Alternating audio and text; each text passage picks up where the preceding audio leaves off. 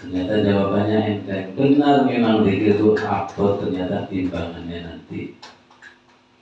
Karena Nabi Musa pernah bertanya kepada Allah, ya Allah, tunjukkan saya sesuatu dengan mengingatmu, aku akan bisa selalu bersamamu. Jawabannya Allah, zikrullah, hanya mengingat Allah. Tapi Nabi Musa adalah kalimullah, seorang nabi yang selalu ingin tahu, tapi Allah tidak pernah menyanyikannya. Kan kita sudah mengingatmu ya Allah.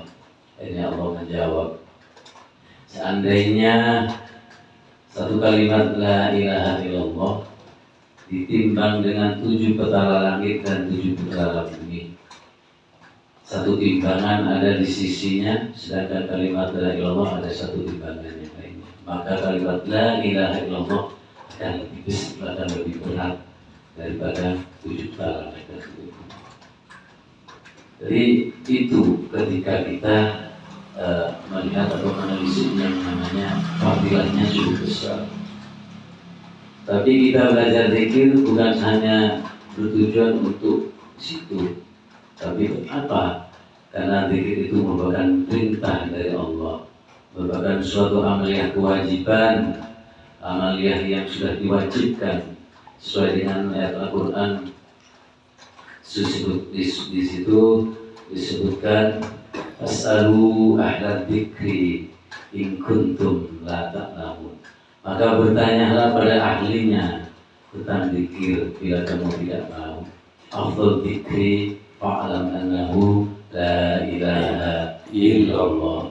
Yang lebih utama di antara zikir-zikir kepada Allah adalah kalimat la ilaha illallah. Di situ ada sebuah kalimat fa'lam, ketahuilah. Maka ketahuilah itu kita harus tahu, maka harus mempelajari. Dan kita belajar itu harus ada gurunya, ada guru yang membimbingnya. Ketika kita belajar secara syariat, hanya membimbing kita sampai di dunia saja. Tapi kalimat la ilaha illallah, fa'lam annahu la ilaha illallah, ini memang harus digurui.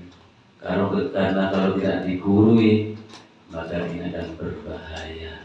Kenapa? Karena kalimat Allah itu adalah kalimat la ilaha illallah, kalimat yang agung, kalimat yang istimewa, kalimat yang tidak ada lain selain kalimat itu.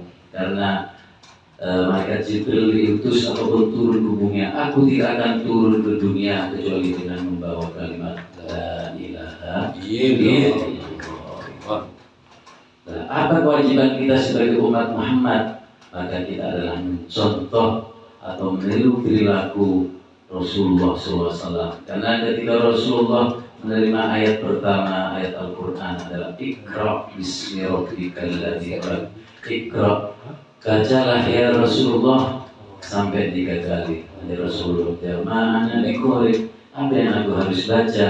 Iqra bismi rabbikal ladzi khalaq. Bacalah dengan menyebut asma Allah. Apa asma Allah? La ilaha illallah. Ini nanti diperjelas. Ketika seseorang telah istiqomah berzikir dan ada gurunya atau ada musyidnya, maka dia akan memperoleh predikat yaitu kekasih Allah waliyullah.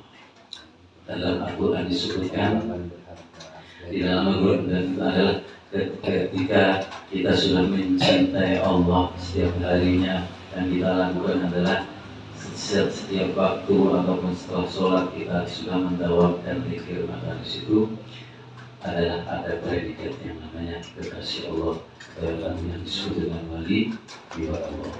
Alladzina qalu rabbuna summa istaqamu tatanazzalu alaihimul malaikatu alla takhafu wa la tahzanu wabsiru